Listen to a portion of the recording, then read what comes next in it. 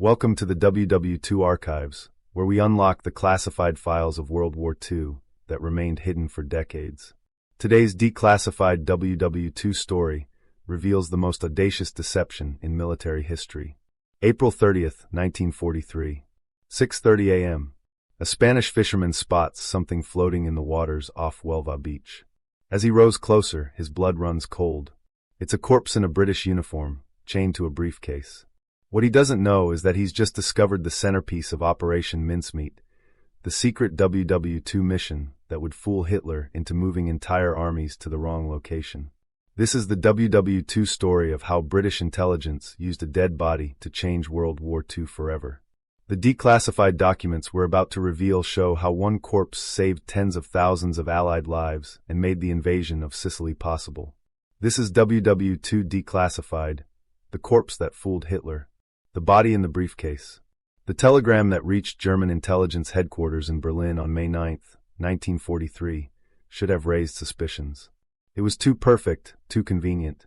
Yet within 48 hours, it would trigger the greatest redeployment of Nazi forces in the Mediterranean theater. The secret history of WW2 shows that sometimes the most outrageous lies are the easiest to believe. José Antonio Rey Maria had been fishing these waters off Huelva for 30 years, but nothing prepared him for what his nets dragged up that misty morning. The body wore the uniform of a British Royal Marines officer, and that briefcase, that damned briefcase, was chained to his wrist like it contained the secrets of the Empire itself, which, as declassified WW2 files would later reveal, was exactly what British counterintelligence wanted the Germans to think. The corpse was Major William Martin, serial number 09560, of the Royal Marines. His waterlogged uniform bore the insignia of Combined Operations Headquarters. His pockets contained the mundane debris of a life interrupted: theater tickets from London, a letter from his fiancée Pam, an angry note from his bank manager about an overdraft. But it was the briefcase that would change WW2 history. Inside, wrapped in official seals, were documents that appeared to reveal the Allies' secret invasion plans for the Mediterranean. What the Spanish authorities who recovered the body didn't know, what even most German intelligence officers wouldn't know, was that Major William Martin never existed. This WW2 deception operation had begun 4 months earlier in the basement of British intelligence headquarters, where a committee with the innocuous name 20 Committee planned the craziest WW2 spy operation ever attempted. According to the declassified Operation Mincemeat files released by the UK National Archives, document ADM 223/464 reveals the meticulous planning behind this strategic deception. The body actually belonged to GLYNDWR Michael, a 34-year-old Welsh vagrant who had died from ingesting rat poison in an abandoned warehouse. His transformation into Major Martin represented WW2 espionage at its most macabre and brilliant. The Spanish authorities, maintaining their facade of neutrality while secretly favoring the Axis powers, did exactly what British WW2 intelligence predicted. They notified the British attaché about the body, but not before allowing German agent Karl-Erich Kalenthal, head of the Abwehr's Madrid station, to photograph every document in that briefcase. This was the man Hitler trusted to verify intelligence from Spain, and he was about to validate the biggest WW2 deception of the entire war. The documents were masterpieces of military deception in WW2. The primary letter, marked Most Secret, appeared to be from Lieutenant General Archibald Nye, Vice Chief of the Imperial General Staff, to General Harold Alexander in Tunisia. It discussed the Allied invasion plans with casual confidence, mentioning that Sicily was merely a cover target, a deception to hide the real objectives, Greece and Sardinia. "We want the Germans to believe we're going for Sicily," the letter stated, a double bluff so audacious that German intelligence never suspected they were reading about the actual target disguised as a fake one. But here's what most WW2 documentaries don't tell you. The true genius lay in the small details. As revealed in the secret WW2 archives, the body was kept on ice for 3 months while being prepared. Ewan Montague and Charles Chumley, the masterminds behind this WW2 spy operation, spent weeks crafting Major Martin's backstory. They created a girlfriend, complete with love letters written by an MI5 secretary. They planted receipts from a London jewelry shop for an engagement ring. They even included a replacement ID card with a note explaining Martin had lost his original, because what military officer hasn't lost their ID at least once? The declassified intelligence files show that every item was weathered and aged to perfection. The love letters were folded and refolded until they looked carried for months. The theater tickets were for a show that had actually played in London the week before Martin's supposed departure. This WW2 secret mission succeeded because it felt human, lived in, real. When Kalenthal's photographs reached Berlin on May 12th, they landed on the desk of Admiral Wilhelm Canaris, chief of the Abwehr. The WW2 intelligence community held its breath. Canaris was no fool. He'd survived the cutthroat world of Nazi intelligence by being suspicious of everything. Yet the documents passed every test. The paper was correct British government stock. The signatures matched samples on file. The courier route through Spain made tactical sense. Most importantly, the intelligence confirmed what German analysts already suspected. The Allies lacked the resources for a direct assault on heavily defended Sicily. What happened next would become one of the most studied cases of strategic deception in WW2. Within 72 hours, Hitler himself issued Führer Directive 48, ordering massive reinforcements to Greece and Sardinia. The WW2 records show that 3 panzer divisions, including the elite 1st Panzer Division, were redirected from France. The Hermann Göring Division was moved from Sicily to Greece. Torpedo boats were transferred from Sicily to the Aegean. By June 1943, German forces in Greece had doubled to 8 divisions, while Sicily, the actual target, was left with just 2 German divisions and a handful of demoralized Italian units. The secret history of World War II reveals that Field Marshal Erwin Rommel was personally sent to Greece to organize the defenses against the Phantom invasion. Coastal fortifications were strengthened, minefields were laid, and the Luftwaffe repositioned squadrons that should have been protecting Sicily. All because of a corpse with a briefcase. But the WW2 archives investigation uncovered an even more remarkable detail in the German intelligence reports captured after the war. The Nazis were so convinced by Major Martin that they continued believing in the deception even after the Sicily invasion began on July 9th. Hitler's staff insisted Sicily was merely a feint, that the real invasion of Greece would come any day. German forces remained frozen in the wrong positions for 2 crucial weeks, while Allied forces established an unbreakable foothold in Sicily. The human cost of believing this WW2 deception was staggering. The declassified war records show that the German 1st Parachute Division, stationed in Greece awaiting an invasion that would never come, could have thrown the Allied landing forces back into the sea if they'd been in Sicily. Instead, Allied casualties during the invasion were 60% lower than projected. Military historians estimate that Operation Mincemeat saved between 35,000 and 40,000 Allied lives.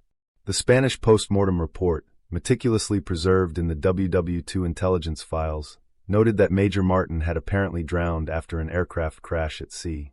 The body showed signs of several days' immersion. The Spanish coroner, whether through incompetence or quiet Allied sympathy, never questioned why a drowning victim's lungs contained minimal seawater, a detail that should have revealed the deception immediately. Meanwhile, back in London, the 20 Committee monitored German communications through ultra-intercepts, the top-secret WW2 code-breaking operation that the Germans never knew had compromised their encrypted messages. Every German dispatch confirmed the deception was working perfectly. One intercepted message from Kalenthal to Berlin triumphantly declared he had obtained intelligence of incomparable value from an absolutely reliable source. The WW2 spy story had worked so well that it created its own momentum. German intelligence, having staked their reputation on Major Martin's documents, couldn't admit error even when contradictory evidence emerged. When Allied forces landed in Sicily exactly where Martin's papers said they wouldn't, German analysts rationalized it as an opportunistic change in Allied plans rather than admitting they'd been completely fooled. This secret WW2 operation demonstrated a profound truth about military intelligence in WW2. People believe what they want to believe, especially when the lie confirms their existing assumptions. German strategists had always considered Sicily too obvious a target, too heavily defended for a direct assault. Major Martin's documents gave them permission to believe their own wishful thinking. The body that washed ashore in Spain that April morning had traveled over 1,800 miles from Scotland, kept fresh in a canister of dry ice aboard the submarine HMS Seraph. The classified WW2 documents reveal that only 30 people in the entire Allied command structure knew the full truth of Operation Mincemeat. Even Winston Churchill was only informed after the operation was underway, though he later called it the most successful strategic deception of the war. As we examine these declassified files from WW2, one detail stands out with chilling clarity. The morgue receipt for GLYNDWR Michael's body, signed by Coroner Bentley Purchase on January 28, 1943, listed the cause of death as phosphorus poisoning, but the purpose of body removal as medical examination. Even in death, the paperwork lied. Even in the official records, the deception of WW2 continued. The architects of deception. Room 13 of the Admiralty's Grey Stone Labyrinth in Whitehall held secrets that would never appear in any official WW2 history books. On the morning of September 29, 1942, two men sat across a battered oak desk, smoking cigarettes and discussing how to weaponize a corpse. This wasn't madness. This was British intelligence in WW2 at its most coldly brilliant. Lieutenant Commander Ewan Montague was 41 years old, a peacetime barrister who'd been pulled into Naval Intelligence Division 17M, the Admiralty's top-secret WW2 deception unit. His colleague, Flight Lieutenant Charles Chumley of RAF Intelligence, was 26, an Oxford graduate whose family name nobody could pronounce correctly. Together, these two men would architect the most successful deception operation in WW2, but first they had to convince their superiors that using a dead body as a messenger wasn't completely insane. The WW2 archives reveal that the genesis of Operation Mincemeat actually began 18 months earlier, buried in a document so bizarre that most officers dismissed it as black comedy. The Trout Memo, written in September 1939 by Rear Admiral John Godfrey and his personal assistant Lieutenant Commander Ian Fleming, yes, the future creator of James Bond, contained 51 ideas for deceiving the enemy. Declassified WW2 documents show that idea number 28 read, "A corpse dressed as an airman with dispatches in his pockets could be dropped on the coast, supposedly from a parachute that has failed." Fleming's theatrical imagination had planted the seed, but it took the methodical minds of Montague and Chumley to transform pulp fiction into strategic deception WW2 reality. The secret WW2 planning began with a fundamental question. How do you make the enemy believe a convenient lie? The answer lay in understanding the psychology of German intelligence in WW2. Montague, whose legal training had taught him how people evaluate evidence, recognized that the Nazis would be naturally suspicious of any intelligence that seemed too good to be true. The WW2 counterintelligence strategy had to account for this skepticism. The deception needed to look accidental, imperfect, human. It needed to be intelligence the Germans discovered themselves, not something handed to them on a silver platter. According to the declassified MI5 files, Montague presented his initial proposal to the 20 Committee on October 31, 1942. The 20 Committee, officially the 20 Committee but universally known as the XX Committee, or Double Cross, was the secret WW2 organization responsible for running captured German agents as double agents and feeding false WW2 intelligence back to Berlin. The committee met in cramped offices at 58 St. James's Street, a nondescript building that housed some of the most classified WW2 operations in British history. The chairman was John Cecil Masterman, an Oxford don who approached espionage in WW2 with the same intellectual rigor he applied to medieval history. His committee included representatives from MI5, MI6, Naval Intelligence, the War Office, and the Air Ministry. These were the architects of Britain's WW2 spy network, men who'd turned dozens of German agents and were orchestrating an elaborate deception campaign across multiple theaters. Masterman's personal diary, released decades later in the WW2 Archives Declassified collection, records his initial reaction to Montague's corpse proposal.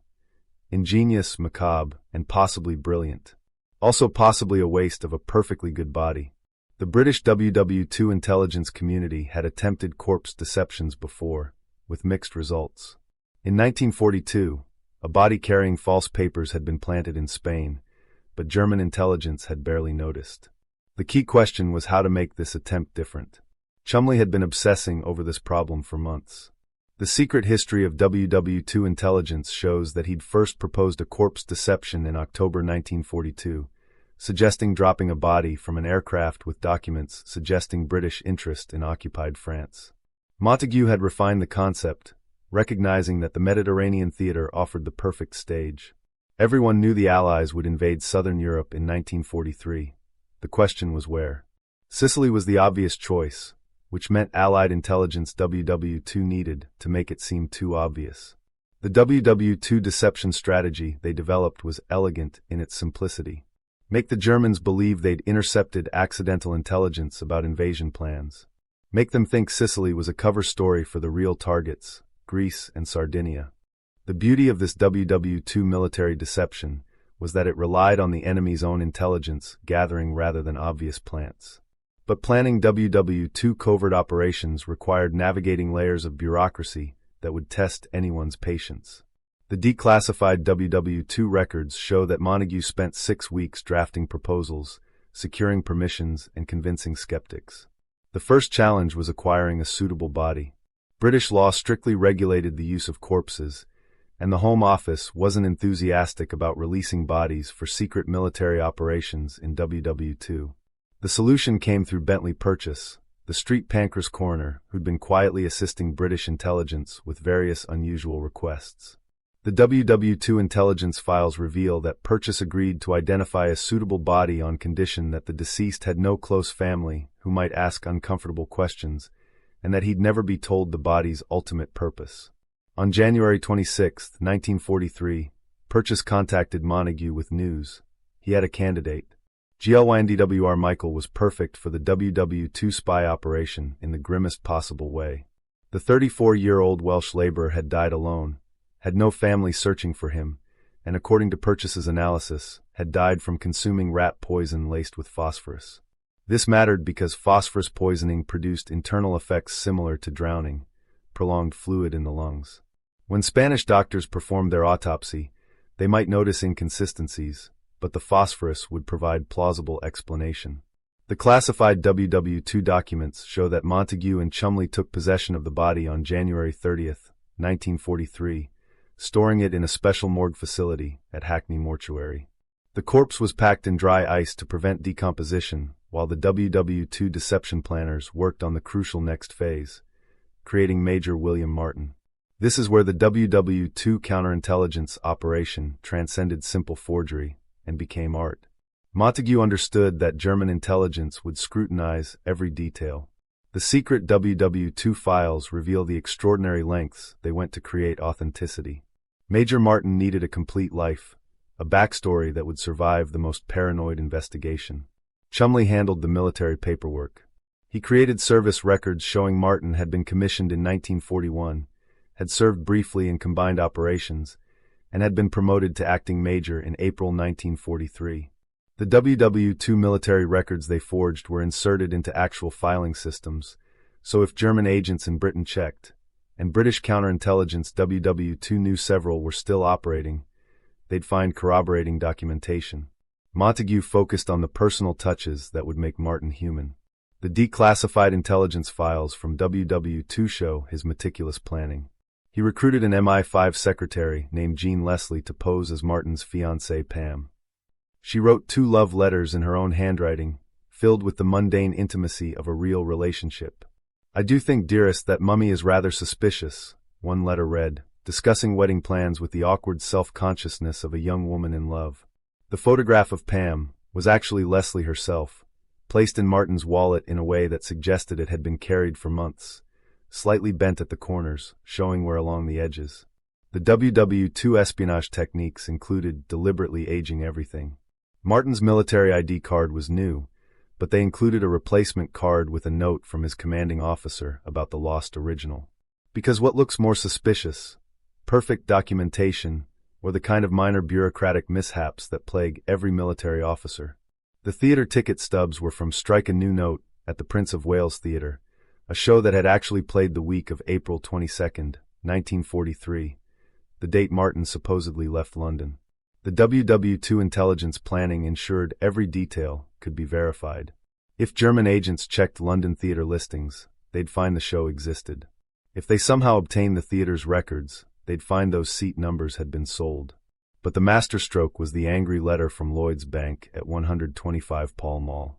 The secret WW2 documents show that Montague actually opened a real bank account in Martin's name, deliberately overdrew it by £79, and had the bank manager write a sternly worded letter demanding repayment. The letter was genuine. The bank manager had no idea he was writing to a dead man. This wasn't forgery. This was reality manipulation in WW2 intelligence. The receipts told their own story. A bill from S.J. Phillips Jewelers for £53 for an engagement ring, unpaid. A bill from his London club, also unpaid. The portrait of a young officer living slightly beyond his means, trying to maintain appearances while planning a wedding. The WW2 deception operation succeeded because Major Martin felt real, flawed, human, relatable. According to declassified British intelligence files, Montague and Chumley spent hours debating every item. Should Martin smoke? What brand? They settled on cigarettes, including a half-empty pack of Players in his pocket. Should he carry keys? Yes, to his London flat and his father's house in Wales, though neither address actually connected to Martin. The keys were real keys, procured from a locksmith, suggesting real doors. German intelligence could waste weeks trying to track down those addresses. The top-secret WW2 planning sessions included consultations with pathologists about body decomposition rates in seawater. They needed Martin to look like he'd been dead for several days, but not so decomposed that the Spanish would cremate him immediately. The water temperature off Huelva in late April averaged 15 to 17 degrees Celsius, cold enough to slow decomposition significantly. The WW2 intelligence analysis determined that a body could remain identifiable for 7 to 10 days in those conditions. They dressed the corpse in full Royal Marines uniform, complete with the proper insignia for a major in combined operations. The WW2 military deception extended to the uniforms where patterns. The boots were scuffed at the heels, the way boots wear when you sit at a desk. The uniform had been worn enough to show natural creases. Everything suggested a staff officer, not a field commander, exactly the type who might be carrying sensitive documents. The briefcase itself was standard issue, brown leather, worn at the corners. Inside, they placed 2 letters that would become the heart of the greatest deception in WW2. The primary document was a personal letter from Lieutenant General Sir Archibald Nye, Vice Chief of the Imperial General Staff, to General Harold Alexander, Commander of British forces in Tunisia. The declassified WW2 correspondence shows that Montague drafted this letter with extraordinary care.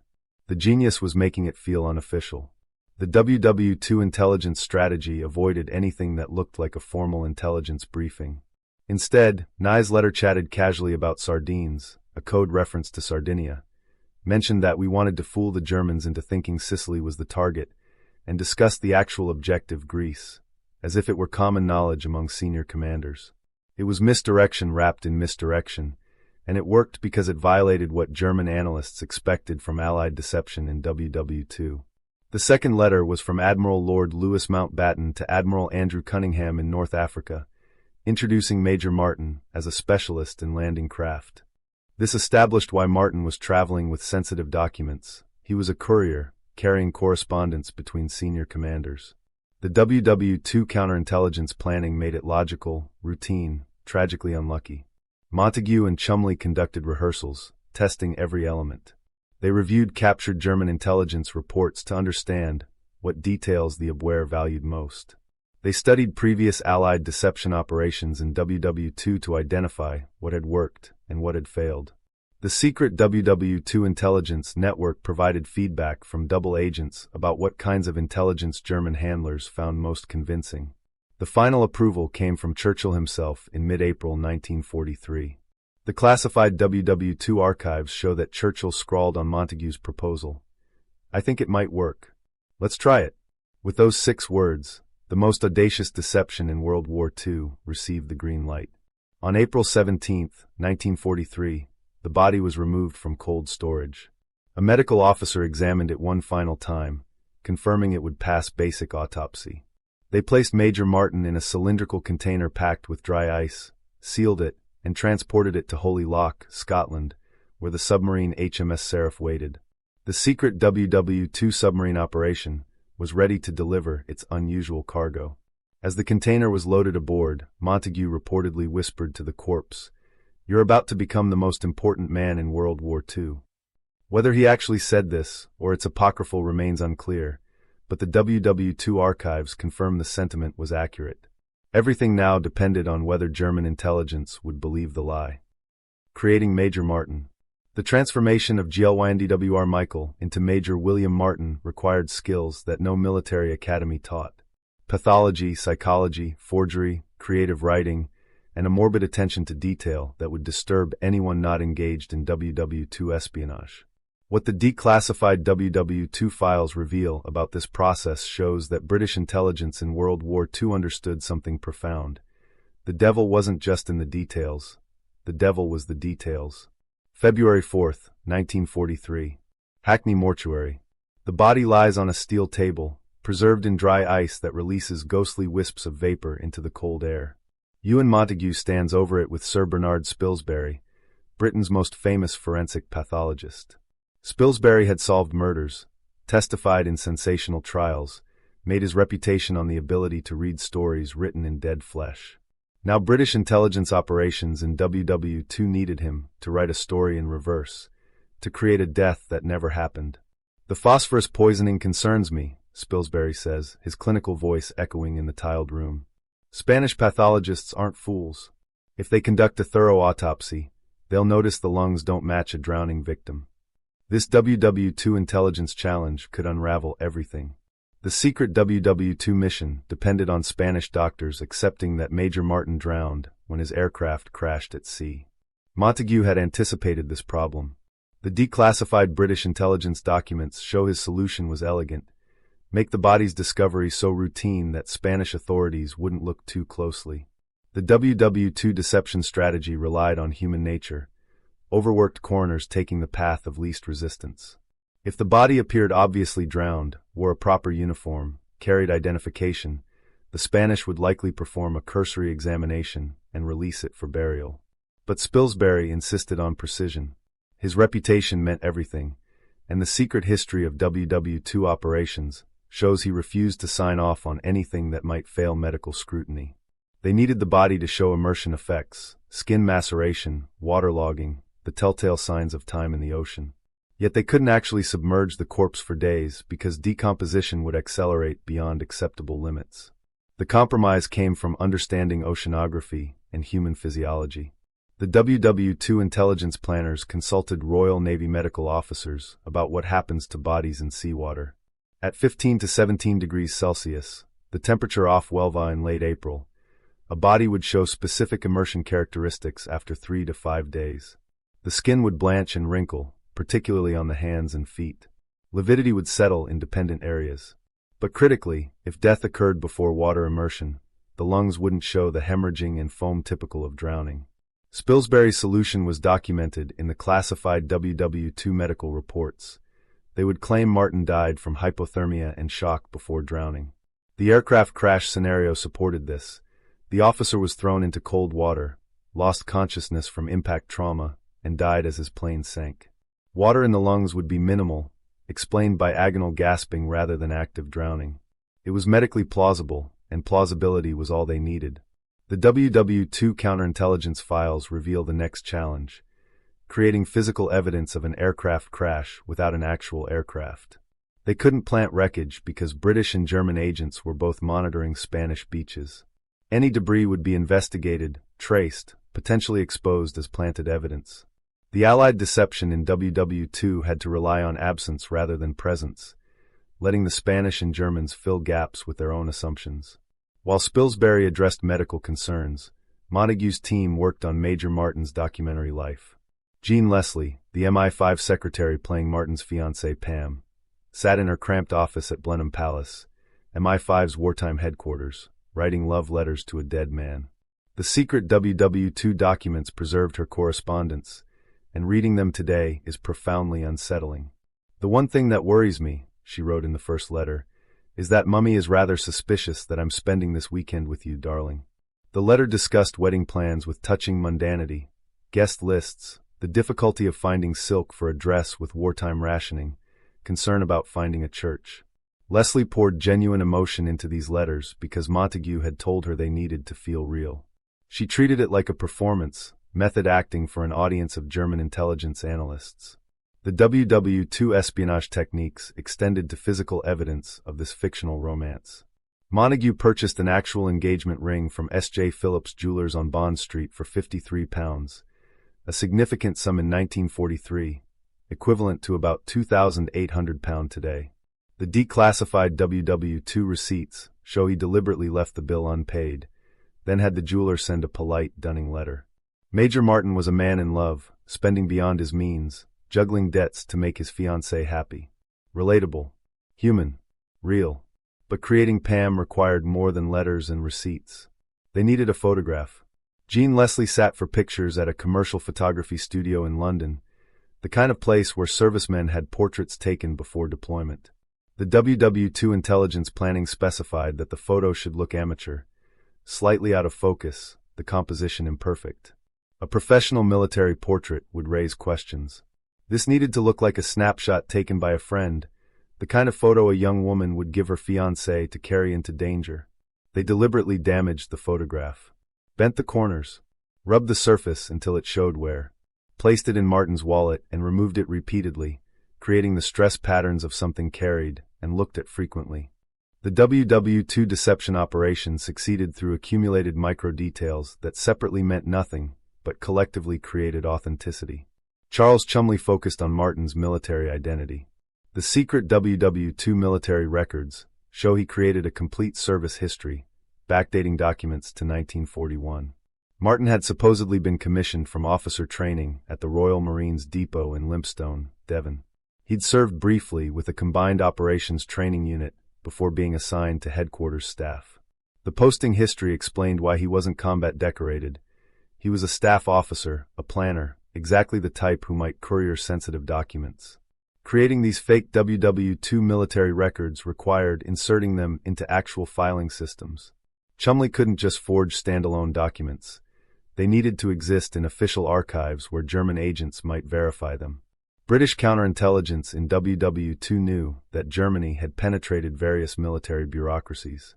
If the Abwehr checked and found no record of Major Martin, the deception would collapse. The solution involved cooperation from sympathetic officers in the Royal Marines Administrative Corps.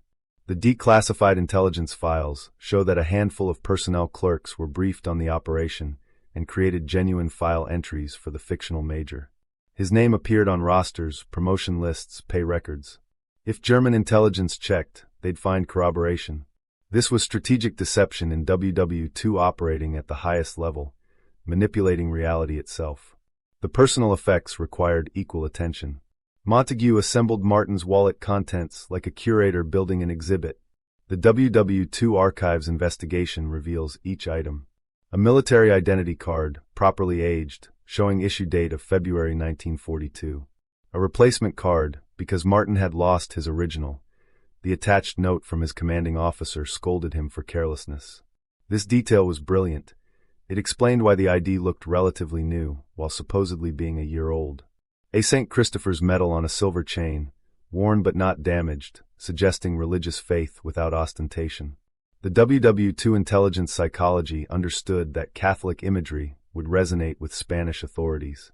Bus tickets from London, properly punched and crumpled. A used book of stamps. Keys to unknown doors. These were the archaeological fragments of a life, meaningless individually, but collectively they told a story. The correspondence established relationships beyond Pam. A letter from Martin's father, supposedly a retired military officer living in Wales, discussed family matters with the emotional distance typical of upper-class British fathers. "Your mother would have been proud," was the only acknowledgement of achievement. The secret WW2 files reveal that this letter was actually written by Montague himself, carefully mimicking the formal style of an older generation. Another letter came from Martin's London club, requesting payment of overdue membership fees. The WW2 deception planners knew that German intelligence would investigate this address. They chose the Naval and Military Club at 4 St. James's Square, a real establishment where questions about member Major William Martin would receive the answer, "I'm not familiar with that name, but we have hundreds of members." The club's discretion would be interpreted as confirmation rather than denial. The bank correspondence deserves particular attention. Montague actually opened an account at Lloyd's Bank, 125 Pall Mall, in Martin's name on March 12, 1943. He deposited £10, then deliberately overdrew the account to create genuine debt. The declassified WW2 banking records show a series of increasingly stern letters from the bank manager, each one authentic institutional correspondence demanding the £79 overdraft be remedied. This wasn't forgery, this was reality manipulation. When German agents investigated, they'd find a real bank account, real debt, real correspondence. The WW2 counterintelligence operation had created a financial paper trail that existed in actual banking systems. The attention to clothing revealed similar obsession with authenticity. The Royal Marines uniform was regulation issue, but it couldn't look new. The secret WW2 preparation involved wearing it. Chumley actually wore Martin's uniform for several days, sitting at desks, creating the natural wear patterns of a staff officer. The trousers showed slight bagging at the knees from desk work. The jacket had stress marks at the shoulders from sitting in chairs. The boots were scuffed at the heels in the pattern of someone who crosses their legs frequently. The underwear, a detail most WW2 deception operations would overlook, was deliberately mismatched.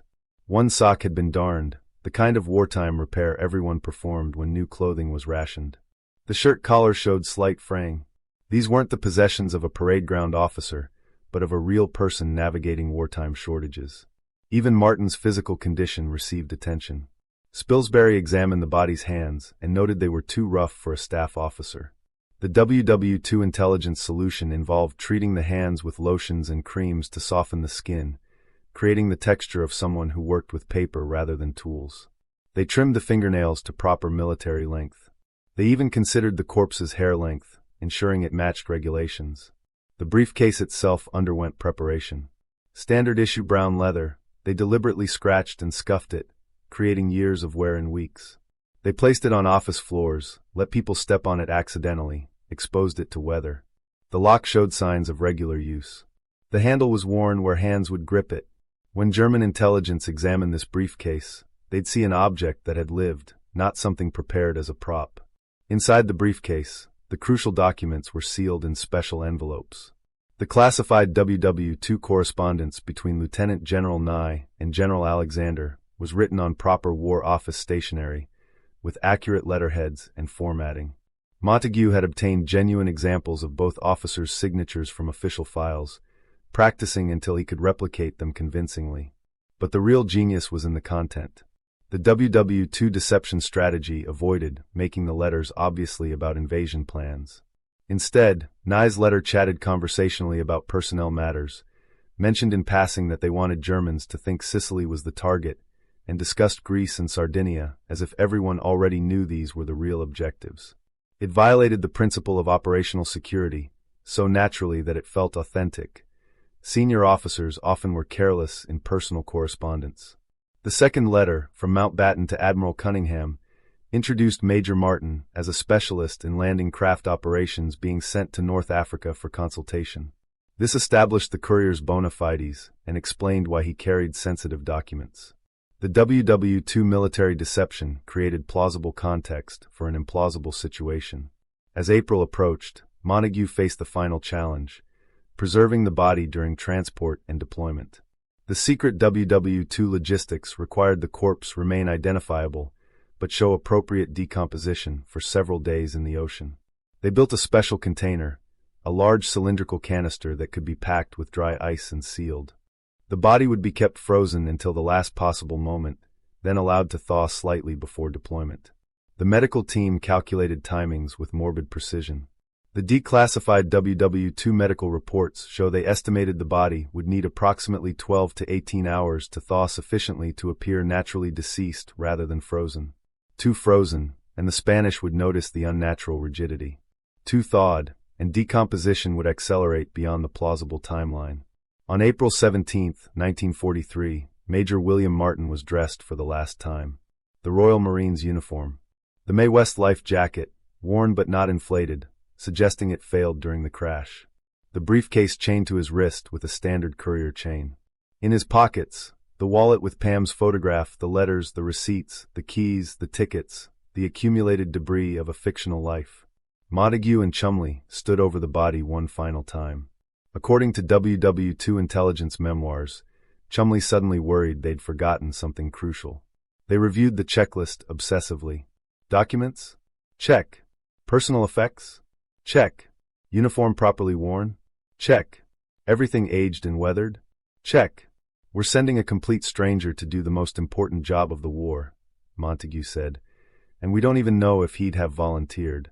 The ethical weight of using GLYNDWR Michael's body without his consent hung over the operation, but the secret WW2 mission had reached the point of no return. The canister containing Major Martin was loaded onto a truck at midnight on April 18th. Destination: Holy Loch, Scotland, where HMS Seraph waited to carry the most unusual secret agent in WW2 to his deployment off the coast of Spain. The greatest deception in World War II was ready to launch, built on thousands of tiny lies that added up to one convincing truth. Major William Martin existed, and he died carrying secrets that would change WW2 forever. The Spanish Gambit, April 19, 1943, 0430 hours. HMS Seraph cut through black Atlantic waters toward the coast of Spain, carrying the most unusual cargo in naval history. Lieutenant Norman Jewell, the submarine's commanding officer, had conducted secret WW2 missions before. He delivered American General Mark Clark to clandestine meetings in North Africa, inserted British commandos behind enemy lines, but nothing prepared him for Operation Mincemeat. The declassified WW2 submarine logs reveal his private doubts. I am about to commit what in peacetime would be called desecration of a corpse, in service of what may be the maddest deception operation in World War II.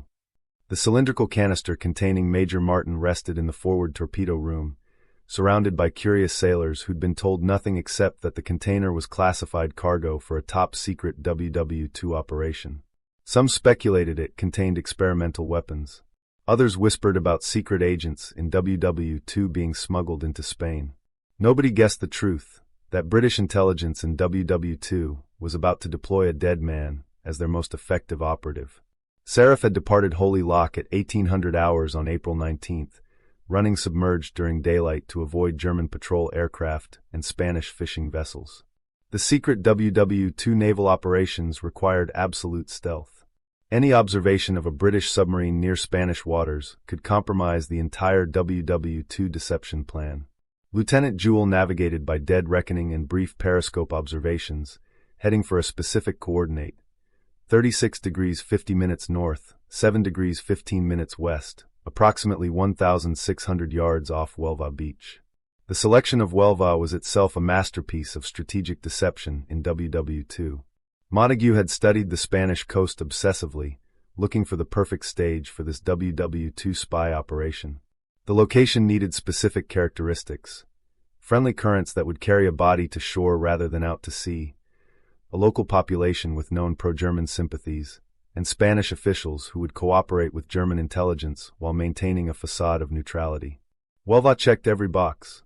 The WW2 Archive's investigation of oceanographic data shows that coastal currents in late April flowed northeast toward the beach, virtually guaranteeing that anything placed at the designated coordinates would wash ashore within 24 to 48 hours.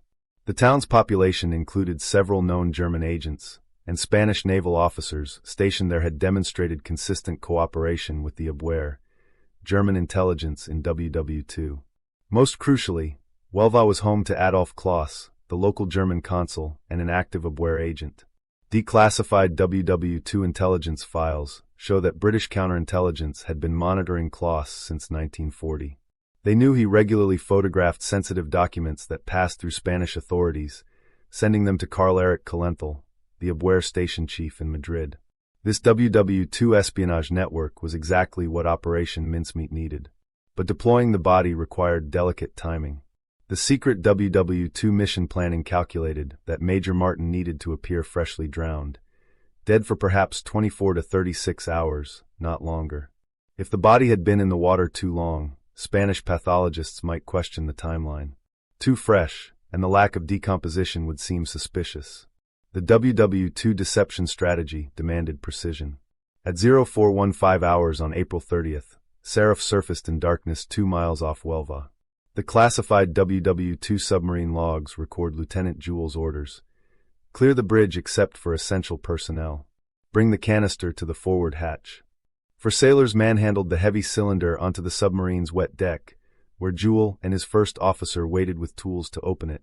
The dry ice had kept Major Martin frozen during the 5-day voyage, but warming seawater had already begun the thawing process. When they unsealed the canister, Jewel later wrote in his declassified WW2 memoir, the sight was profoundly disturbing. He looked like a man sleeping, but the cold emanating from the body and the absolute stillness reminded you this was a corpse we were about to throw into the ocean like refuse. They lifted Major Martin from the canister with careful reverence. The Royal Marines' uniform was properly arranged, the briefcase secure on its chain. Jewel checked the Mae West life jacket one final time, ensuring it was positioned correctly but not inflated. It needed to look like it had failed during the supposed aircraft crash. Every detail of this WW2 intelligence operation had to survive scrutiny. The secret WW2 documents reveal a final touch that Montague had insisted upon. Personal effects in the trouser pockets needed to be distributed naturally, the way items settle when someone moves. They gently shook the body, allowing the wallet, keys, and other items to shift into authentic positions. Even in death, Major Martin needed to look like he'd lived. At 0430 hours, they slid the body into the Atlantic. The WW2 deception operation was now beyond British control, subject to currents, tides, and the cooperation of Spanish authorities they could influence but not command. Jewel watched through binoculars as the Mae West kept the corpse floating face down, drifting slowly toward shore. Within minutes, darkness swallowed Major Martin. Seraph dove and turned northwest, heading back to Britain. The declassified WW2 intelligence reports show that British agents in Spain had been alerted to watch for news from Huelva, though they weren't told what to expect. The waiting began. Would the body wash ashore? Would Spanish authorities find it quickly? Would they notify the Germans? Would German intelligence believe the documents? Every stage of this secret WW2 mission could fail independently or in cascade. José Antonio Rey Maria discovered the body at approximately 0930 hours on April 30th. The Spanish fisherman was checking his nets when he spotted the floating corpse in the shallows off Playa del Espigón. The WW2 historical records preserved in Spanish naval archives document his immediate notification to local authorities, triggering a chain of events that British counterintelligence in WW2 had orchestrated but couldn't control. The local Spanish Navy responded quickly. By 10:45 hours, officers from the Huelva Maritime Station had recovered the body and transported it to the Naval Headquarters building. The secret history of WW2 turned on what happened next. The Spanish conducting a cursory examination noted the British uniform, the official papers, and the briefcase chained to the corpse's wrist. This wasn't random drowning victim. This was a military courier carrying what appeared to be classified documents. Vice Admiral Francisco Moreno, the senior Spanish naval officer in Huelva, faced a delicate situation. Spain was officially neutral in World War II, but Franco's government tilted heavily toward the Axis. The WW2 diplomatic intelligence shows that Spanish authorities routinely shared intelligence with Germany while maintaining plausible deniability with Britain. Moreno knew exactly what to do: notify the British attaché as required by international law, but ensure German agents accessed the documents first.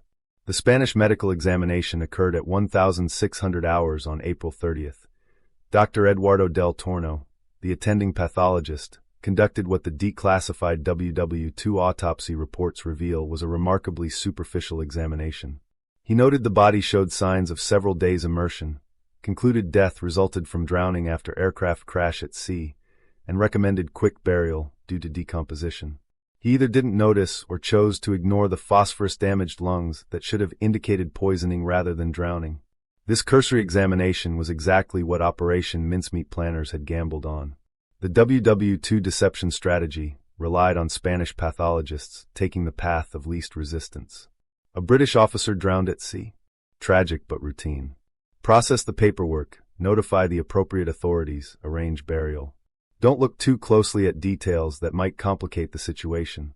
But before any British notification, the briefcase mysteriously disappeared from the naval headquarters for approximately 6 hours on May 1st.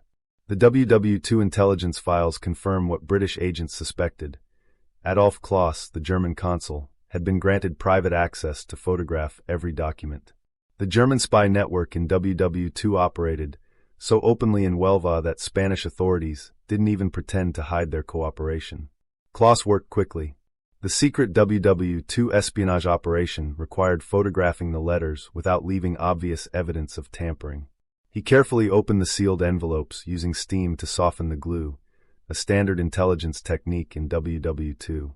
The documents were photographed with a specialized camera designed for document reproduction. Then everything was meticulously resealed, the envelopes positioned exactly as found. The photographs were in Madrid by the evening of May 1st, delivered to Karl Erich Kalenthal's Abwehr station. Kalenthal was the linchpin of this entire WW2 deception operation. The declassified German intelligence files captured after the war reveal his background. Born in Germany but raised in England, fluent in both languages, he'd been running Abwehr operations in Spain since 1940. He was ambitious, eager to prove his value to Berlin, exactly the type of agent who would trumpet a major intelligence coup. But Kalenthal was also cautious. The secret history of German intelligence in WW2 shows he'd been burned before by Allied deception operations. He examined the photographed documents with deep suspicion. Were they too convenient? Was this elaborate British counterintelligence in WW2 trying to mislead the Reich? What convinced him was the accidental nature of the intelligence. The WW2 espionage analysis he conducted concluded that if Britain wanted to plant false information, they wouldn't use a corpse that might not wash ashore, might be buried without examination, might have its documents ruined by seawater. This was intelligence Britain clearly didn't intend Germany to see, which meant it was probably genuine. Kalenthal sent his report to Berlin on May 9th with the highest priority classification. The declassified WW2 Abwehr communications preserved in German archives show his assessment. A courier from Britain to North Africa has been lost at sea. Documents of highest importance have been secured through Spanish cooperation. Content suggests Allied invasion plans for Mediterranean theater. Assessment, genuine. Reliability, exceptional. This telegram reached Admiral Wilhelm Canaris's desk at Abwehr headquarters in Berlin within hours. Canaris, chief of German military intelligence, was perhaps the most enigmatic figure in WW2 espionage. Post-war evidence suggests he harbored private doubts about Nazi Germany, possibly even engaged in passive resistance, but his official actions remained professionally competent. The secret WW2 intelligence from Spain would receive his full analytical attention. Canaris assembled his top analysts to examine Kalenthal's photographs. The WW2 counterintelligence assessment they conducted was remarkably thorough. They verified the signatures against known examples they matched. They confirmed the military terminology and formatting correct. They checked whether Britain knew Germany had agents in Huelva who could access such documents. British intelligence certainly knew, which meant they wouldn't deliberately plant false information there. Most convincingly, the content aligned with existing German intelligence assessments. Wehrmacht analysts had long believed Sicily was too obvious an invasion target, that Allied commanders must be considering alternatives. The strategic deception in WW2 worked because it confirmed what German intelligence wanted to believe. On May 12th, Canaris presented his findings to Hitler at a high-level briefing. The declassified WW2 German military records from the meeting show Hitler's immediate reaction. So they're actually going for Greece and Sardinia, using Sicily as a bluff. This confirms what I've suspected all along. Where are dispositions in Greece? Within 48 hours, Hitler issued Führer Directive 48. The secret WW2 military orders commanded massive redeployment of German forces. 3 panzer divisions would move to Greece. The Hermann Göring division would transfer from Sicily to the Aegean. Torpedo boat squadrons would reposition. Coastal fortifications in Sardinia and Greece would receive priority for reinforcement. The WW2 deception operation had succeeded beyond British hopes. But back in Huelva, the diplomatic theater continued. On May 2nd, after German agents had thoroughly photographed everything, Spanish authorities formally notified Francis Haselden, the British vice-consul in Huelva, about the recovered body. Haselden played his role perfectly, expressing appropriate concern about Major Martin and requesting the return of his personal effects and official documents. The Spanish delayed. First they claimed the documents needed to be inventoried. Then they said senior officials in Madrid needed to review them. The WW2 diplomatic intelligence reveals this was pure theater. Everyone knew the documents had already been photographed, but maintaining the fiction of Spanish neutrality required going through proper motions. Finally, on May 13th, a full 2 weeks after the body's discovery, the Spanish returned Major Martin's briefcase to British authorities. The secret WW2 intelligence analysis conducted by MI5 experts in London confirmed what they suspected. The envelopes had been opened and resealed. Under microscopic examination, they found disturbed glue patterns, slight misalignment of paper fibers, and most tellingly, traces of Spanish tobacco in the briefcase. Someone had been smoking while photographing the documents. This was exactly what Operation Mincemeat required. The WW2 deception strategy succeeded not by hiding the documents, but by making their discovery seem accidental, and their compromise seem like Spanish duplicity rather than British intention. German intelligence would never suspect that Britain had deliberately fed them false information through a corpse because the entire scenario seemed too uncertain, too dependent on chance. Major Martin was buried with full military honors on May 4th in Huelva's Nuestra Señora de la Soledad Cemetery. The WW2 historical records show that Spanish authorities, British consular officials, and local townspeople attended the funeral. A gravestone was erected identifying him as Major William Martin, Royal Marines, May 9, 1943. The wrong date, another detail suggesting confusion rather than careful planning. The grave would remain there for decades, a permanent monument to the greatest deception in World War II. Spanish locals occasionally place flowers, honoring the unknown British officer who'd died so far from home. None of them knew they were mourning a Welsh vagrant who'd died from rat poison, transformed by British intelligence and WW2 into the most effective secret agent who never lived. By mid-May, German forces across the Mediterranean were repositioning based on Major Martin's intelligence. Field Marshal Rommel arrived in Greece to oversee defensive preparations. Thousands of soldiers who should have been defending Sicily were hundreds of miles away, waiting for an invasion that would never come. The WW2 military deception had fundamentally altered Axis strategic positioning. In London, Montague and Chumley monitored ultra-intercepts, the top-secret WW2 code-breaking that allowed Britain to read encrypted German communications. Every decrypt confirmed their success. German commanders discussed the Greece invasion as imminent. Hitler personally ordered that Sicily's defenses could be reduced because it was merely a deception target. The secret WW2 intelligence flowing through Ultra showed that Germany had swallowed the bait completely. The Spanish gambit of using neutral Spain as the stage for this WW2 espionage operation had worked flawlessly. Spain's pro-Axis sympathies, German agent networks in Spanish territory, and Franco's government's willingness to cooperate with Abuer while maintaining diplomatic relations with Britain. All these factors had been carefully analyzed by British counterintelligence in WW2 and exploited perfectly. As June approached and Allied invasion forces assembled in North Africa, the strategic situation had been fundamentally altered by a corpse, a briefcase, and the psychology of deception in World War II.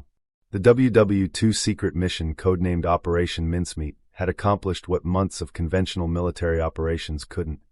It had convinced Hitler to defend the wrong objectives with his best forces, leaving the real target vulnerable to attack.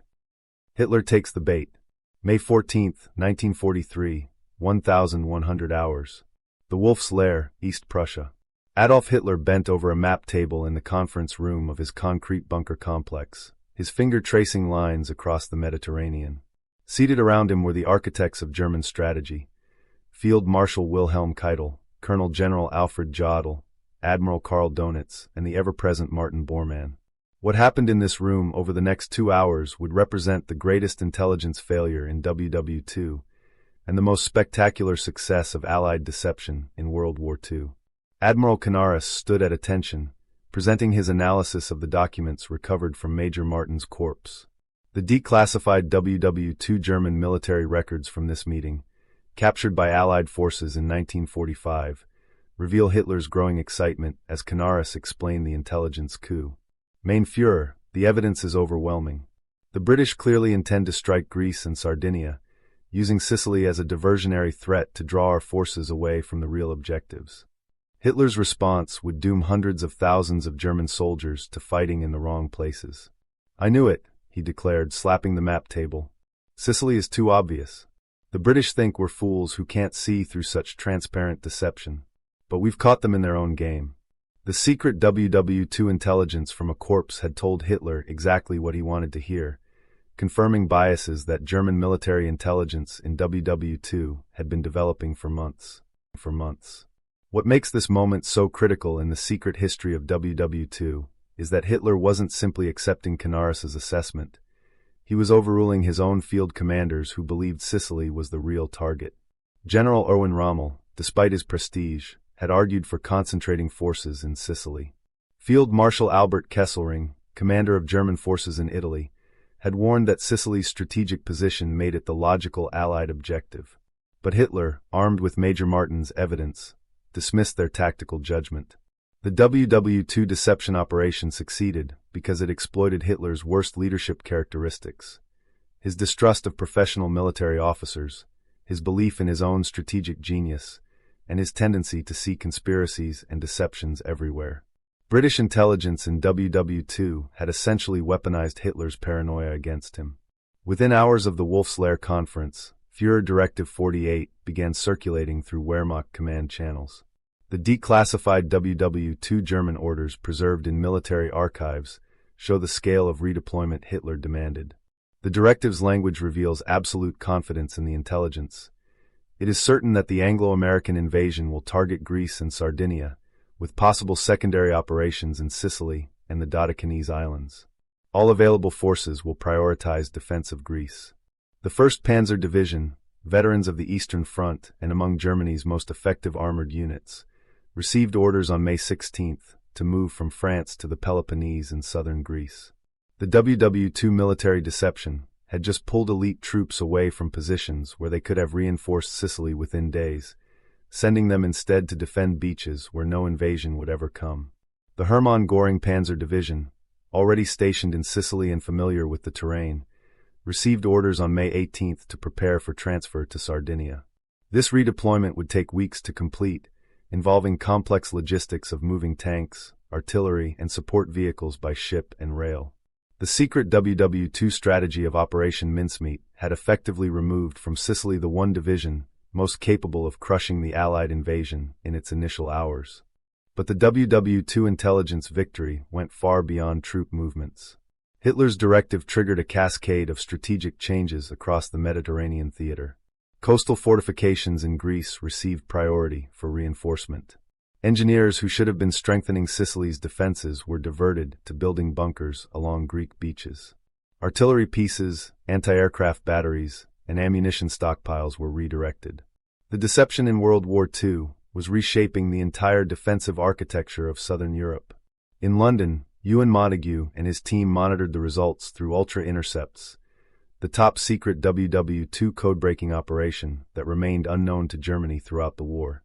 The declassified WW2 Ultra files show that British intelligence could read encrypted German communications almost in real time, providing a window into how completely Operation Mincemeat had succeeded. The first Ultra decrypt came on May 14, just hours after Hitler's conference. A message from Wehrmacht High Command to Field Marshal Kesselring stated, "Führer has determined that Sicily invasion reports are Allied deception. Real objectives confirmed as Greece and Sardinia. Adjust defensive priorities accordingly."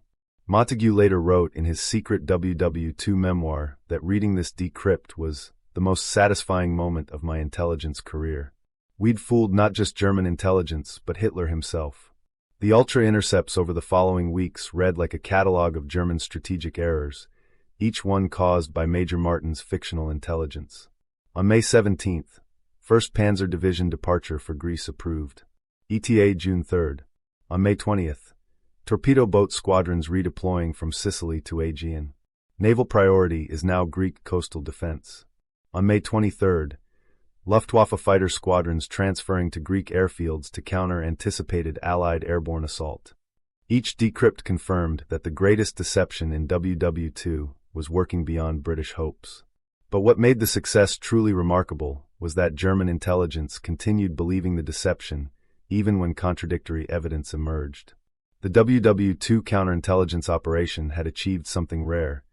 It had created a false narrative so compelling that Germany's military refused to abandon it even when reality suggested otherwise. Field Marshal Rommel arrived in Greece on May 25 to personally oversee defensive preparations. The declassified WW2 German reports show he threw himself into the task with characteristic energy, inspecting beaches, positioning artillery, preparing defensive lines for the invasion he was certain would come. One of the best WW2 commanders was now completely out of position, hundreds of miles from where Allied forces would actually land. The irony reached absurd levels when German intelligence in Sicily reported observing Allied forces assembling in North African ports directly across from Sicily. These reports reached Berlin on June 1st, clearly indicating Sicily as the invasion target. The secret WW2 German files show how analysts rationalized this evidence. Allied assembly opposite Sicily is obviously intended to reinforce our belief that Sicily is the target, thereby concealing their real intention to strike Greece. This confirms the intelligence from Major Martin's documents. The WW2 deception strategy had created a self-reinforcing delusion. Evidence pointing to Sicily was interpreted as proof of British deception, which confirmed that Greece must be the real target, which validated Major Martin's documents, which justified ignoring evidence pointing to Sicily. German intelligence in WW2 had talked itself into a logical circle from which it couldn't escape. Hitler's personal conviction made questioning the narrative professionally dangerous. The secret history of German command in WW2 reveals that several officers privately doubted the Greece invasion theory, but none dared challenge the Führer's certainty. Colonel General Jodl noted in his personal diary on June 8, Kesselring continues insisting Sicily is the primary target. The Führer dismisses this as inability to see through British deception. I'm no longer certain who's right, but contradicting the Führer achieves nothing. By late June, German force dispositions in the Mediterranean had been fundamentally altered by Operation Mincemeat. The WW2 military records show the dramatic shift. Greece's garrison had increased from 4 divisions to 8, with another 2 divisions in Sardinia. Meanwhile, Sicily's defense consisted of only 2 German divisions, the 15th Panzer Grenadier and remnants of the Hermann Göring Division, supported by poorly equipped Italian units of questionable loyalty. The strategic deception in WW2 had achieved something conventional military operations couldn't. It had caused Germany to voluntarily weaken its defenses at the actual invasion point, while strengthening defenses hundreds of miles away. The Allied intelligence operation had essentially convinced the enemy to defeat themselves. Naval deployments reflected the same misguided priorities. German torpedo boat squadrons, which could have devastated Allied invasion convoys approaching Sicily, were repositioned to the Aegean Sea. Coastal artillery that should have covered Sicilian beaches was installed on Greek coastlines. The secret WW2 naval strategy meant that when the real invasion came, German naval forces would be too far away to intervene. Luftwaffe redeployment was equally significant. Fighter squadrons that had been based in Sicily were transferred to Greek airfields in late June. The declassified WW2 Luftwaffe records show that air cover over Sicily was reduced by approximately 40% in the month before the invasion. When Allied forces landed, German aircraft would struggle to respond effectively because so many had been sent to defend Greece. The WW2 intelligence success extended beyond military deployments. German logistics prioritized supplying forces in Greece over those in Sicily. Ammunition, fuel, food, medical supplies, all were redirected based on the assumption that Greece would be the main battleground. When fighting erupted in Sicily, German forces there would face shortages that hampered their ability to counterattack. Perhaps most remarkably, the deception affected German intelligence collection priorities. The secret WW2 espionage networks were ordered to focus on Allied intentions toward Greece. Reconnaissance flights photographed Greek beaches and approaches. Agents in the Middle East were tasked with reporting on Allied forces that might be earmarked for Greece operations. Meanwhile, Allied buildup for the Sicily invasion proceeded with less scrutiny than it should have received. The ultra-intercepts from late June showed that some German commanders were growing desperate in their warnings about Sicily. On June 28, Kesselring sent a message to Berlin. All indicators suggest Sicily as primary invasion objective. Request permission to reinforce island defenses urgently. Hitler's response, intercepted by British intelligence in WW2, was dismissive. Sicily concerns are premature. Allied deception continues. Maintain focus on Greece. In the basement offices of the Admiralty in London, Montagu tracked these intercepts with growing amazement. The WW2 deception operation he'd designed was working far better than he'd dared hope. He'd expected the Germans might be fooled for a few weeks, buying time for Allied invasion preparations. Instead, the deception was holding firm just 10 days before the actual invasion, with German forces still badly positioned to respond.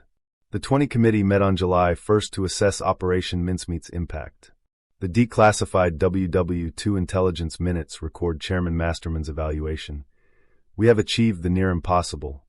We've convinced the enemy to defend the wrong objectives with his best forces, while leaving the real target undermanned and undersupplied. This operation will save thousands of Allied lives." But the true measure of success would come when Allied forces landed in Sicily. Would German forces be able to rapidly redeploy? Would Hitler recognize the deception and rush reinforcements from Greece? Or would the WW2 strategic deception continue paralyzing German response even after the invasion began? The secret WW2 documents reveal that British planners worried about German reaction once the invasion started. If Hitler immediately recognized he'd been deceived, he might order emergency redeployment that could still threaten the Allied foothold. The success of the WW2 deception would ultimately be measured not just by initial force dispositions, but by how long the Germans remained confused about Allied intentions. As July 9th approached, the date set for Operation Husky, the Allied invasion of Sicily in WW2, the stage was set for one of the most one-sided battles of the Mediterranean campaign. German forces were scattered, undersupplied, and positioned to defend objectives that would never be attacked. All because of a corpse carrying letters that told Hitler exactly what he wanted to believe.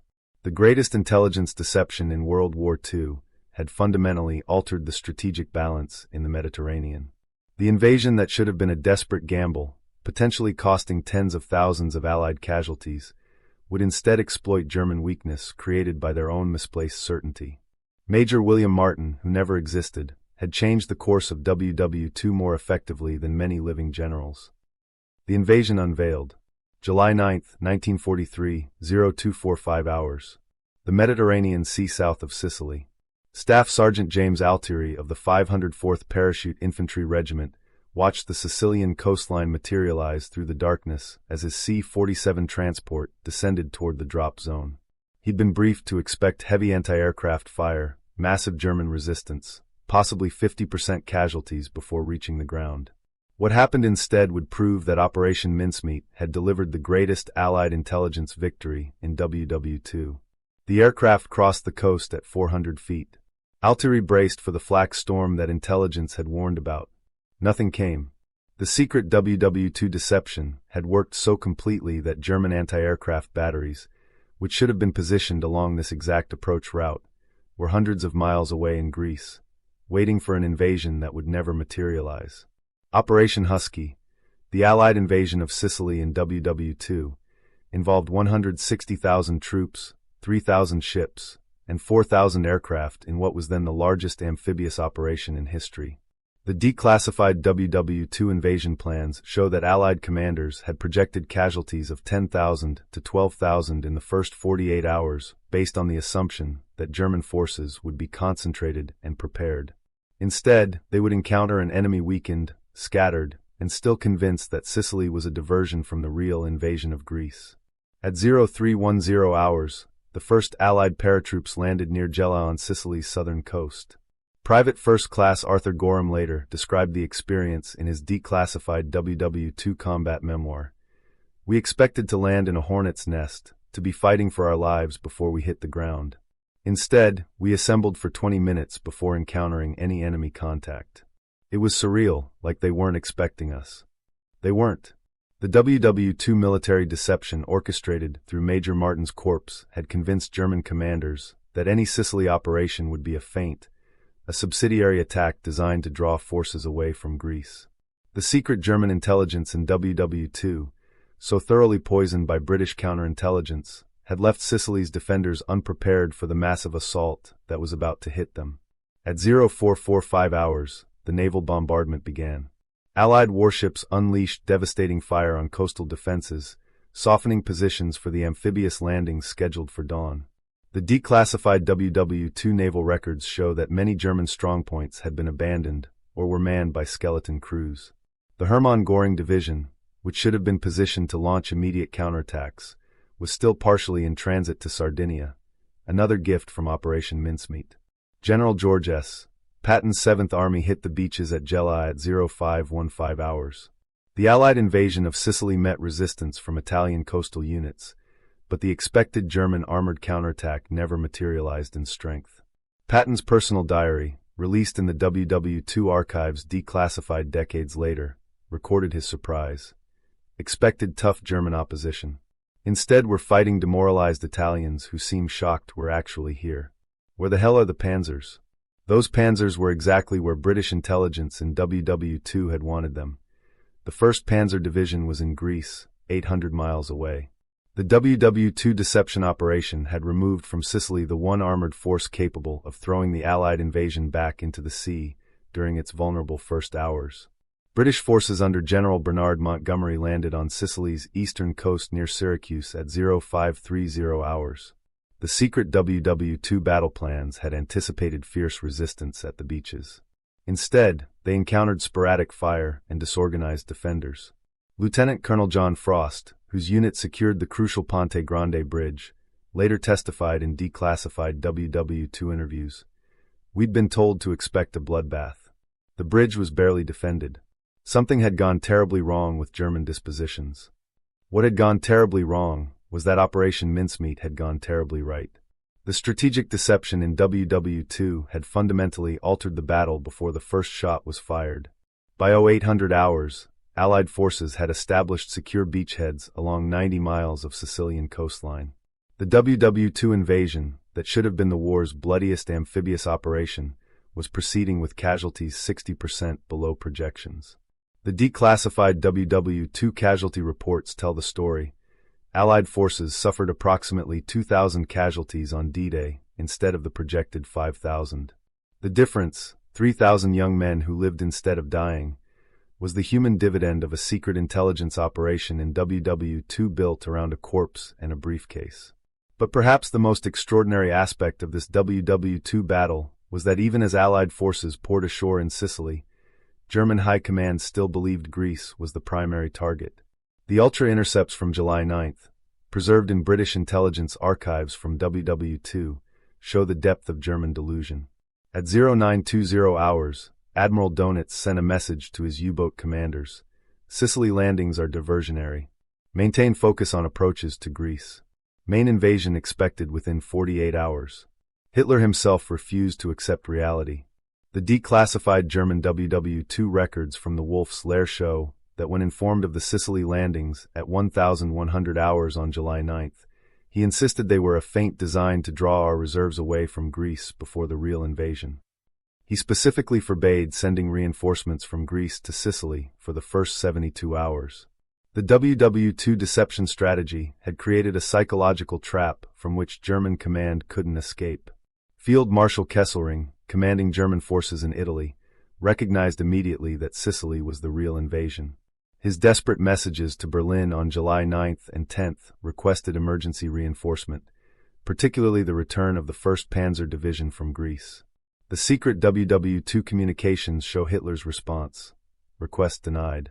Sicily is a diversion. The 1st Panzer remains in Greece to counter the primary invasion. This wasn't mere stubbornness. This was the psychological impact of successful deception in WW2.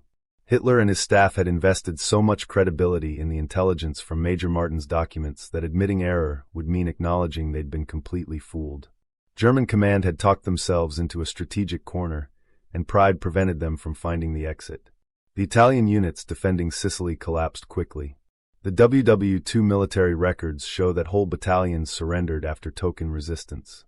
Italian soldiers, never enthusiastic about the war and aware they were being sacrificed to defend German strategic interests, saw little reason to die for beaches their German allies had deemed unimportant. By July 11th, entire Italian divisions were surrendering en masse. The German 15th Panzer Grenadier Division and remnants of the Hermann Göring Division fought with characteristic skill and determination, but they were overwhelmed by numerical superiority. The declassified WW2 German after-action reports reveal commanders' bitter awareness that they'd been betrayed by their own intelligence. General Paul Conrath, commanding the Hermann Göring Division, wrote on July 12th, We are fighting outnumbered 5-1 because our forces are scattered across the Mediterranean defending objectives the enemy never intended to attack. Allied commanders couldn't believe their luck. General Eisenhower, Supreme Allied Commander, sent a message to Churchill on July 11th that the declassified WW2 files preserved. Sicily operation proceeding ahead of schedule with lighter resistance than anticipated. Whatever intelligence operation convinced the Germans to weaken Sicily's defenses deserves the gratitude of every Allied soldier. Churchill, one of the few senior Allied leaders who knew about Operation Mincemeat, replied cryptically, "We had some help from a friend they never suspected." The secret WW2 intelligence operation remained so highly classified that even most Allied generals didn't know a corpse had saved thousands of their soldiers' lives. By July 14th, Allied forces controlled southern Sicily and were advancing north. The WW2 battle that German commanders had expected to be a grinding, bloody campaign resembled instead a pursuit operation. German forces fought skilled delaying actions, but they were retreating, not counterattacking. The strategic advantage from WW2 deception was measured in territory taken, objectives seized, and lives saved. The quantifiable impact of Operation Mincemeat on the Sicily invasion in WW2 becomes clear in the statistical analysis. The declassified WW2 operational reports show Allied casualties in the first week, 6,200 instead of projected 15,000. German forces in Sicily at invasion, 30,000 instead of the 80,000 that could have been positioned there. German armored divisions immediately available to counterattack, 0 instead of the 3 that should have been in position. Allied advance rate, 12 miles per day instead of projected 3 to 4 miles per day. Military historians analyzing the battles of WW2 have calculated that Operation Mincemeat saved between 35,000 and 40,000 Allied casualties over the entire Sicily campaign. The secret intelligence operation had delivered strategic advantages worth multiple army divisions. But the deception's impact extended beyond Sicily. The WW2 strategic consequences rippled across the entire Mediterranean theater. German forces, badly mauled in Sicily and aware they'd been deceived, became more cautious about acting on intelligence. The psychological damage to German intelligence services was profound. If they could be fooled this completely about something this important, what else might they be wrong about? The declassified German intelligence assessments from August 1943 show paranoid analysis of every new intelligence source.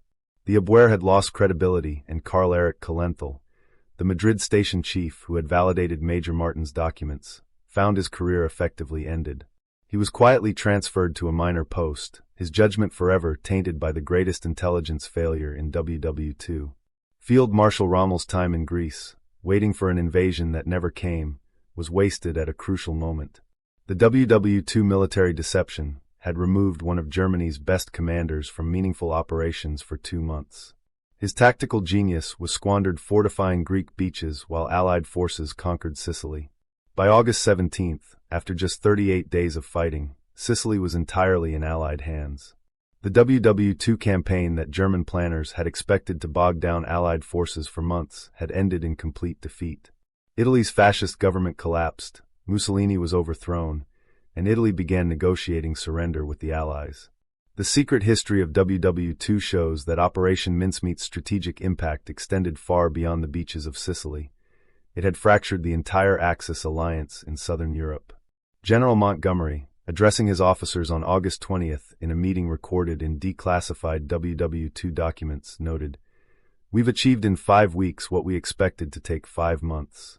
German forces were out of position, under strength, and poorly coordinated. Someone in intelligence deserves a medal for creating these conditions.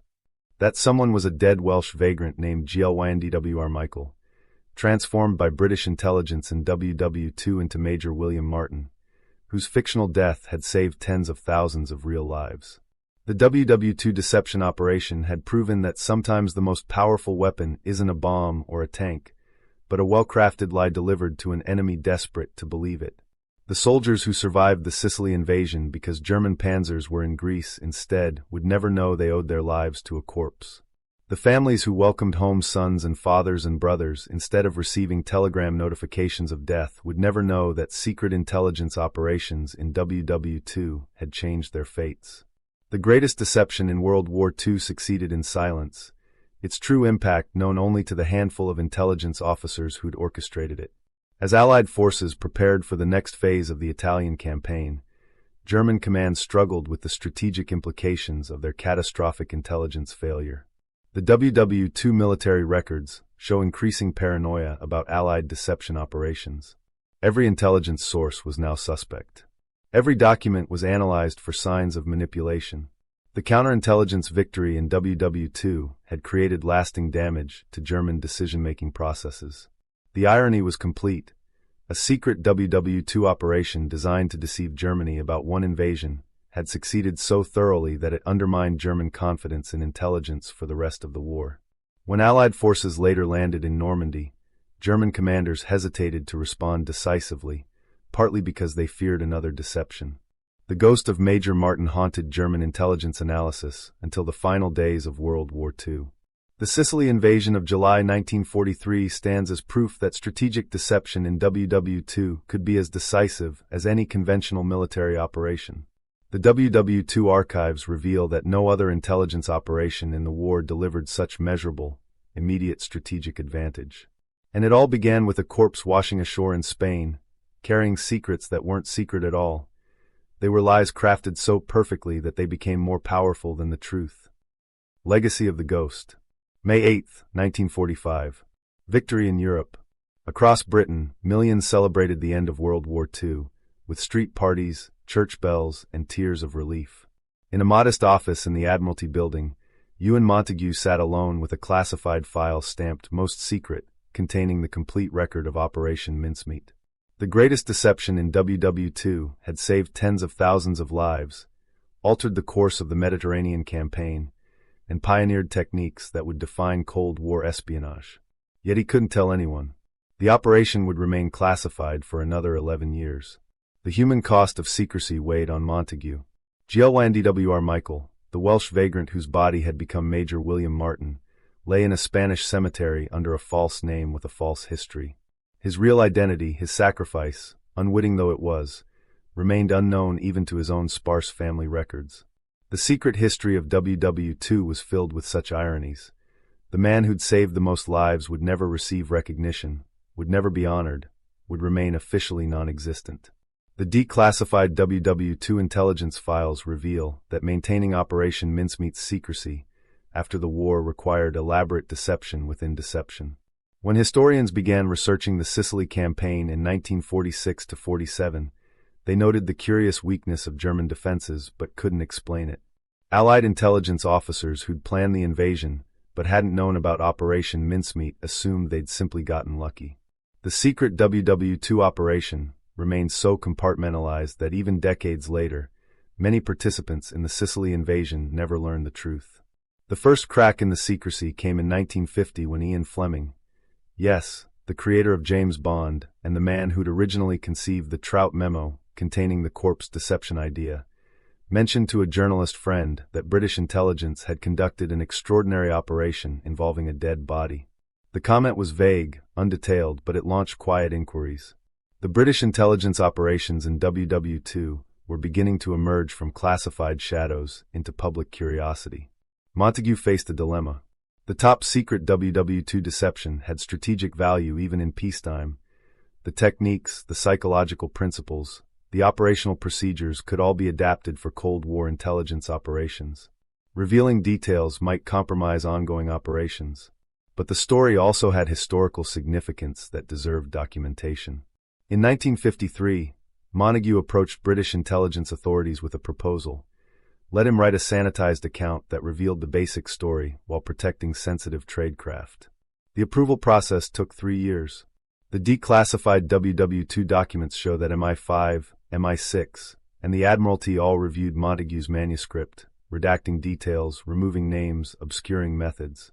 Finally, in 1956, The Man Who Never Was published, becoming an international bestseller and later a film. For the first time, the world learned how British intelligence in WW2 had used a corpse to fool Hitler and save the Allied invasion of Sicily. But the book maintained one crucial deception. It didn't reveal WW2's Michael's real identity. Montague wrote only that the body was a man who had died from pneumonia. Technically true if you considered phosphorus poisoning's effect on the lungs. The secret identity in WW2's greatest deception would remain protected for another 42 years. The publication triggered fascinating reactions. Spanish authorities, embarrassed that their neutral cooperation with German intelligence was now public knowledge, issued denials. Former German officers, interviewed about the operation, insisted they'd been suspicious of Major Martin's documents all along. Revisionist history contradicted by the declassified German intelligence files showing they'd believed completely. The WW2 deception operation had become legend, but key truths remained hidden. In the Cold War intelligence community, Operation Mincemeat became required study.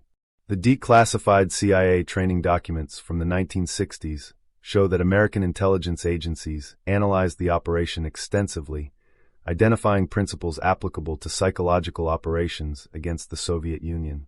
The KGB conducted similar studies, and Soviet intelligence in the Cold War attempted several corpse deception operations based on the British model, though none achieved comparable success.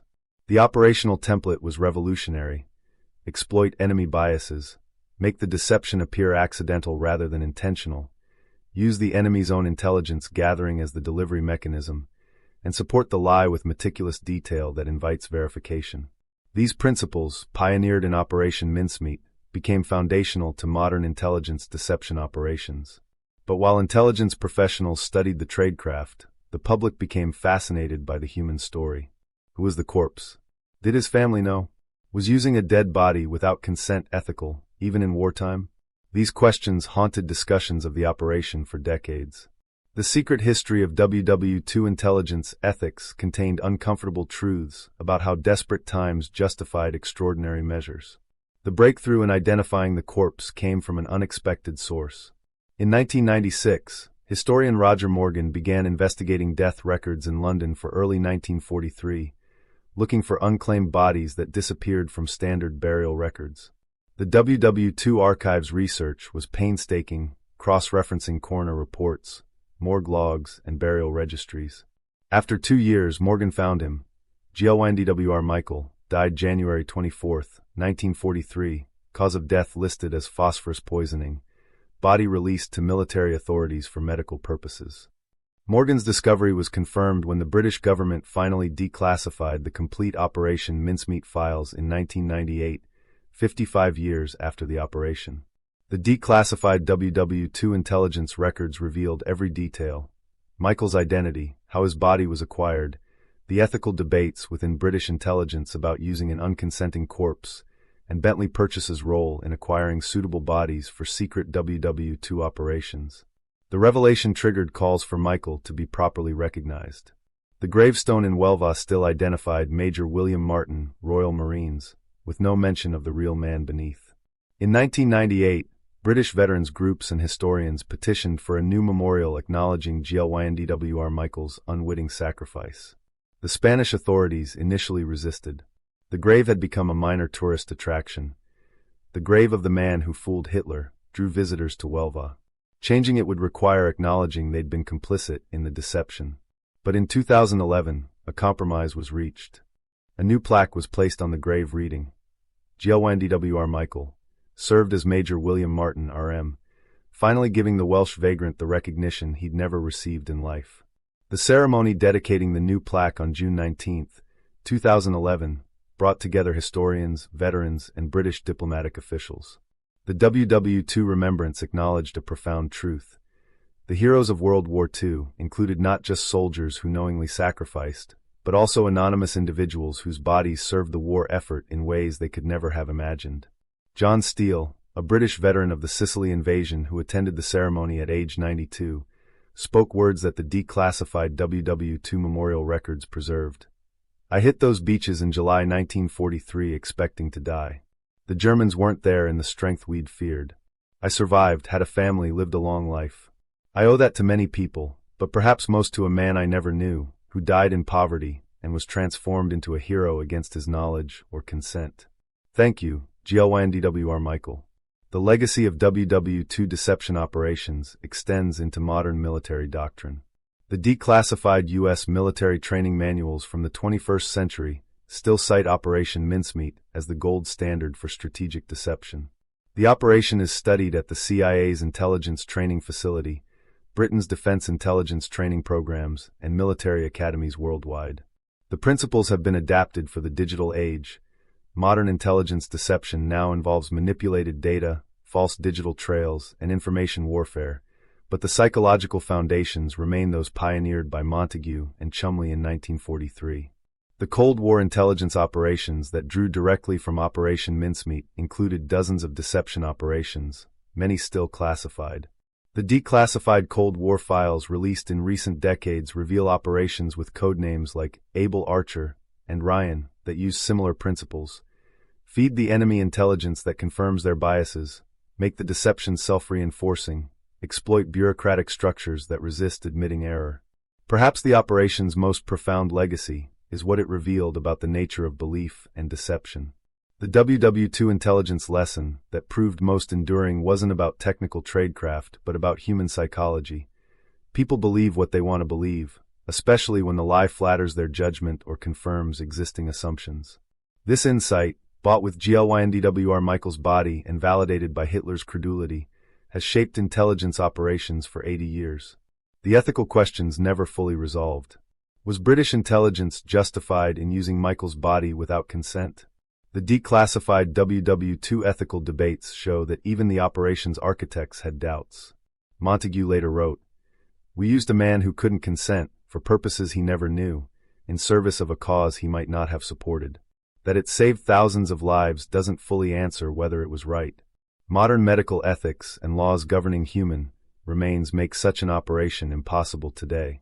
The legacy of WW2 intelligence ethics includes stricter regulations about consent and the use of human bodies, partly in reaction to operations like Mincemeat and the ethical gray zones they occupied.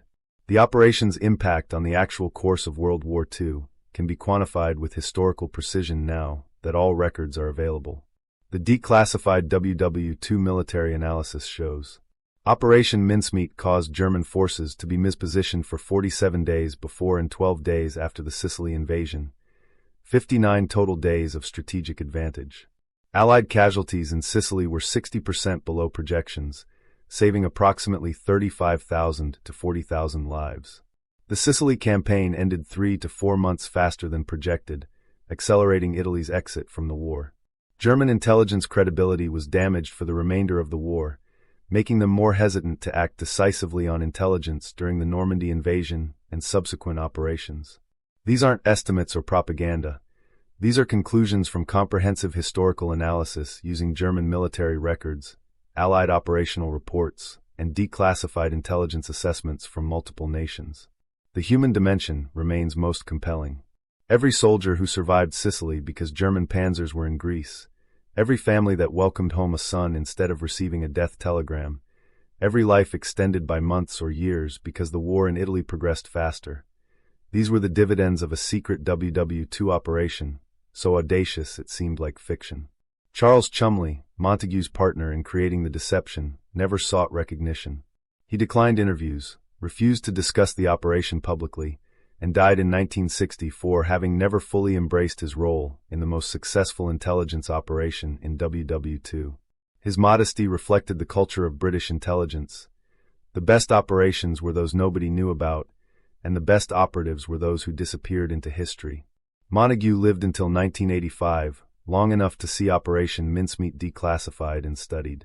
His 1956 book remained in print for decades, introducing new generations to the secret history of World War II. In his final interview, given in 1984, he reflected, "We created a man who never existed, gave him a complete life, and sent him to change history. The wonder isn't that it worked, but that we dared attempt something so preposterous. War makes you brave in strange ways." The WW2 archives continue to yield new details. Documents declassified as recently as 2019 revealed additional context. British intelligence considered at least 6 different corpse-based deception operations during the war, though only Operation Mincemeat was executed. The secret WW2 intelligence planning documents show operations with codenames like Trojan Horse and Haversack, that were proposed but rejected as too risky or logistically impossible. The grave in Welsh has become a pilgrimage site for military historians, intelligence professionals, and students of WW2 history. Visitors leave flowers, British flags, handwritten notes thanking a man they never knew for a sacrifice he never chose. The WW2 Memorial serves as a reminder that history's pivots often turn on invisible hinges. Secret operations, unknown heroes, decisions made in shadows that determine outcomes in daylight. The final irony belongs to Karl Erich Kalenthal, the German agent who validated Major Martin's documents and convinced Hitler they were genuine. After the war, living in obscurity in Spain, he was interviewed in 1952 about the operation. The declassified interview transcript preserved his words. "I was certain the documents were authentic. Everything checked. Every detail confirmed. How could I know the British had created an entire fictional person, complete with a plausible life, just to deceive us? It was brilliant. I was outsmarted by a corpse." That might be the epitaph for the entire operation. Brilliant, audacious, ethically complicated, strategically decisive, and built on the strange truth that sometimes the dead can accomplish what the living cannot. As we close the file on Operation Mincemeat, the WW2 declassified story that took 55 years to tell completely, we're left with profound questions about sacrifice, consent, and the hidden mechanisms that shape history. WWII Michael died alone in poverty from rat poison, with no reason to think his death would matter to anyone. British intelligence transformed that meaningless death into one of World War II's most significant contributions to Allied victory. Was it exploitation? Undoubtedly. Was it justified? History suggests yes, but uneasily. Would Michael have consented if asked? We'll never know. What we do know is that his body, conscripted into service after death, saved more lives than most soldiers save in an entire military career. The legacy of Operation Mincemeat lives on in every intelligence operation that uses deception as a weapon, in every strategic plan that accounts for enemy psychology, in every military doctrine that recognizes the mind as a battlefield. The secret WW2 operation that began with a corpse in a morgue and ended with Hitler's armies defending the wrong beaches proved that the greatest weapon in war isn't always the biggest gun or the fastest plane. Sometimes it's a well-crafted lie delivered to an enemy desperate to believe it. This is the WW2 archives, where the declassified secrets of World War II reveal that history's greatest moments often happen in silence, executed by people whose names we'll never know, achieving victories that remain invisible until decades later when classified files finally open and truth emerges from shadow. Major William Martin never existed. WWII Michael existed, but died unknown and unremembered. Yet together, they changed the course of World War II. The corpse that fooled Hitler, the secret mission that saved thousands of lives, the greatest deception in military history. This is their story, finally told complete, a testament to the strange courage of those who planned the operation, the unwitting sacrifice of the man whose body served, and the thousands who lived because of a lie so perfect it became more powerful than the truth. The briefcase is in a museum now. The documents are in archives. The submarine Seraph was scrapped in 1965. The men who planned the operation are gone. But the legacy endures, in the intelligence techniques still used today, in the military doctrines that recognize deception as force multiplier, in the grave in Welsh where flowers still appear, placed by people honoring a sacrifice that transcends consent because it served a cause larger than any individual life. This is how wars are won, not just with bombs and bullets, but with imagination, audacity, and the willingness to turn tragedy into triumph. WWII Michael's death was meaningless until British intelligence gave it meaning. That transformation, from random casualty to strategic weapon, from forgotten vagrant to secret hero of WW2, represents both the brutality and the strange grace of war. The WW2 archives honor all who served, especially those who served without choosing, whose sacrifices remained secret for decades, whose stories finally emerge when classified files open and history reveals its hidden heroes. Operation Mincemeat stands as the supreme example. The secret operation that changed World War II, executed in silence, revealed in stages, understood fully only now that all the files are open and all the participants are gone. The corpse that fooled Hitler rests in Spanish soil, under a gravestone that finally tells the truth. The greatest deception in WW2 is now the most studied. The secret history of World War II contains many remarkable stories, but few as strange, as consequential, or as perfectly executed as the tale of GLYNDWR Michael, who died a nobody and became, without ever knowing it, the secret agent who saved tens of thousands of lives and helped win World War II. That's the legacy. That's the lesson. That's why we remember.